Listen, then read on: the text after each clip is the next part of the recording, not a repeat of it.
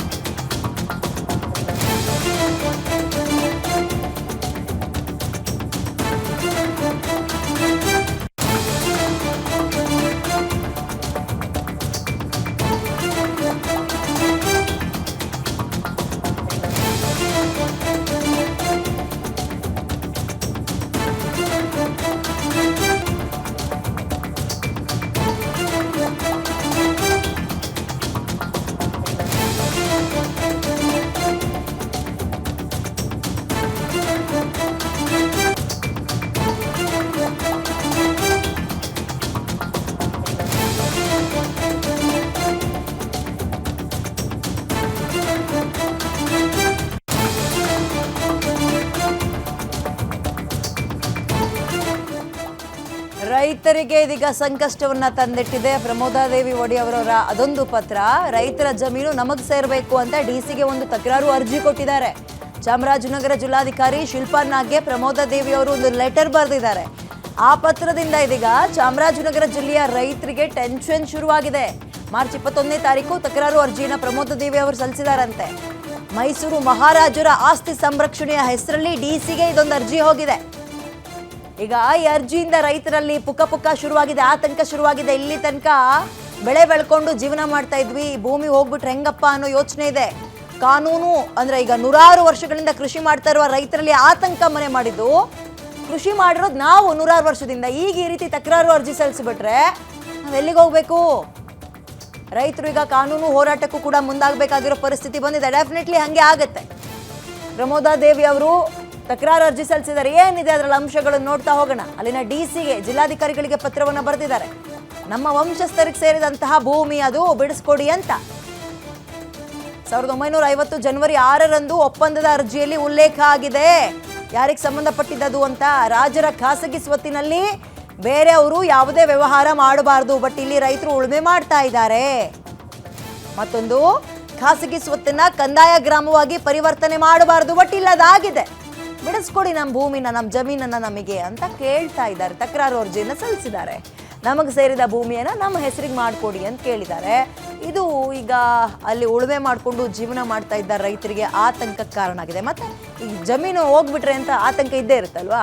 ಚಾಮರಾಜನಗರ ಡಿಸಿಗೆ ತಕರಾರು ಅರ್ಜಿಯನ್ನು ಸಲ್ಲಿಸಿದ್ದಾರೆ. ಅದರಲ್ಲಿ ಇಷ್ಟು ಅಂಶ ಇದೆ. ಅಂದರೆ ಏನಿಲ್ಲ, ನಮ್ಮ ಭೂಮಿ ಅವ್ರು ಉಳುಮೆ ಮಾಡ್ತಾ ಇದ್ದಾರೆ, ಅದನ್ನು ಬಿಡಿಸ್ಕೊಡಿ ಅಂತ ಕೇಳಿದ್ದಾರೆ. ಇಷ್ಟು ವರ್ಷ ನಮ್ಮ ತಾತನ ಕಾಲದಿಂದಲೂ ಭೂಮಿ ಮಾಡ್ಕೊಂಡು ಅಂದರೆ ಉಳುಮೆ ಮಾಡ್ಕೊಂಡು ಬಂದಿದ್ವಿ. ಈಗ ಏಕಾಏಕಿ ಹಿಂಗೆ ಬಿಡಿಸ್ಕೊಟ್ಬಿಡಿ ಅಂದರೆ ಎಲ್ಲಿಗೆ ಹೋಗೋದು ನಾವು ಅಂತ ಇವರು ಈಗ ಕಾನೂನು ಹೋರಾಟಕ್ಕೂ ರೆಡಿ ಆಗಬೇಕಾಗಿರೋ ಪರಿಸ್ಥಿತಿ, ಸಂದಿಗ್ಧ ಪರಿಸ್ಥಿತಿಯಲ್ಲಿ ಸಿಗಾಕೊಂಡಿದ್ದಾರೆ ರೈತರು. ಪಾಪ ನೋಡೋಣ ಎಲ್ಲಿಗೆ ಹೋಗುತ್ತೆ ಇದು ಅಂತ.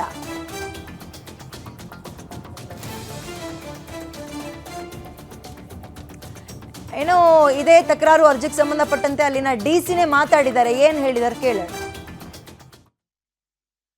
ಈಗ ರೆವಿನ್ಯೂ ಇಲಾಖೆಯಲ್ಲಿ ನಮ್ಮಲ್ಲಿ ಹಲವಾರು ವರ್ಷಗಳಿಂದ ಕೆಲವು ಅರಣ್ಯ ಸಂಬಂಧಿತ ಒಂದು ಖಾತೆ ಮಾಡಲಿಕ್ಕೆ ಸಮಸ್ಯೆಗಳಿತ್ತು. ಸೊ 1960ಸ್ನಲ್ಲಿ ಹಲವಾರು ಲ್ಯಾಂಡ್ಸು ಸಾಗುವಳಿ ಕೊಟ್ಟಿರುವಂಥದ್ದು, ಕೆಲವು ಫಾರೆಸ್ಟ್ ರಿಲೀಸ್ ಆಗಿರೋದು, ಕೆಲವು ಫಾರೆಸ್ಟ್ ರಿಲೀಸ್ ಆಗದೇ ಇರೋದು, ಹಲವಾರು ಸಮಸ್ಯೆಗಳಿತ್ತು.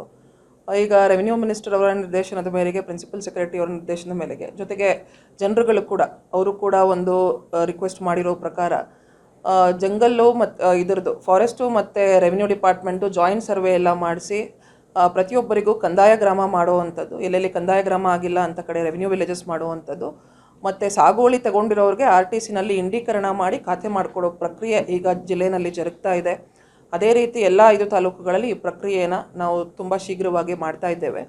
ಸೊ ಈ ನಿಟ್ಟಿನಲ್ಲಿ ಪ್ರಮೋದಾದೇವಿ ಮೇಡಮ್ರವರು 21/3 ಈಗ ಅಟ್ಗುಳಿಪುರ, ಹರದನಹಳ್ಳಿ, ಬೂದಿತಿಟ್ಟು, ಕರಡಿಹಳ್ಳ, ಕನ್ನಿಗೆರೆ, ಉಮ್ಮತ್ತೂರು, ಕಸಬಾ, ಚಾಮರಾಜನಗರ, ಬಸವಪುರ ಇಂಥ ವಿಲೇಜಸ್ನಲ್ಲಿ ನಮ್ಮ ಆಸ್ತಿಗಳಿದೆ.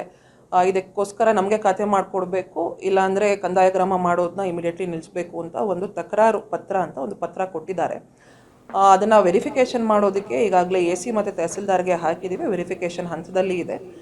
ಯಾವುದೇ ರೀತಿ ಸಪೋರ್ಟಿಂಗ್ ಡಾಕ್ಯುಮೆಂಟ್ಸ್ ಆಗಲಿ, ಒಂದು ಲೀಗಲ್ ನೋಟಿಸಸ್ ಆಗಲಿ ಅಥವಾ ಕೋರ್ಟ್ ಆರ್ಡರ್ ಆಗಲಿ ಇದರಲ್ಲಿ ಕೊಟ್ಟಿಲ್ಲ. So verification ಸ್ಟೇಜ್ನಲ್ಲಿದೆ. ವೆರಿಫಿಕೇಷನ್ ಆದಮೇಲೆ ಅದೇನು ತಕರಾರು ನಾವು ಇದು ಮಾಡಬೇಕಂತ ಗೊತ್ತಾಗುತ್ತೆ. ಆ್ಯಸ್ ಆಫ್ ನಾವು ನಮ್ಮ ರೆವಿನ್ಯೂ ಡಾಕ್ಯುಮೆಂಟ್ಸ್ ಪ್ರಕಾರ, ನಮ್ಮ ಹತ್ರ ಇರೋ ಮಾಹಿತಿ ಪ್ರಕಾರ ಫಾರೆಸ್ಟ್ ಸಮಸ್ಯೆಗಳನ್ನೆಲ್ಲ ನಿವಾರಣೆ ಮಾಡಿಕೊಂಡು ಜನರಿಗೆ ತುಂಬ ಬೇಕಾಗಿರುವಂಥದ್ದು ಕಂದಾಯ ಗ್ರಾಮದ್ದು. ಸೊ ಅದನ್ನು ಮಾಡೋದಕ್ಕೆ ನಾವು ಕ್ರಮ ತಗೊಳ್ತಾ ಇದ್ದೀವಿ. ಇಲ್ಲಿ ಅಟಗುಳಿಪುರ ಮಾತ್ರ 4,000. ಸೊ ಇದಿಷ್ಟು ಈ ಕ್ಷಣದ ಅಪ್ಡೇಟ್ಸ್. ಇಷ್ಟೊತ್ತು ಸುದ್ದಿ ಕೊಟ್ಟಿದ್ದು ನಾನು ವಿದ್ಯಾ ಮಲ್ನಾಡ್. ನೋಡ್ತಾ ಇರಿ ಗ್ಯಾರಂಟಿ ನ್ಯೂಸ್. ಸುದ್ದಿ ಖಚಿತ, ನ್ಯಾಯ ನಿಶ್ಚಿತ.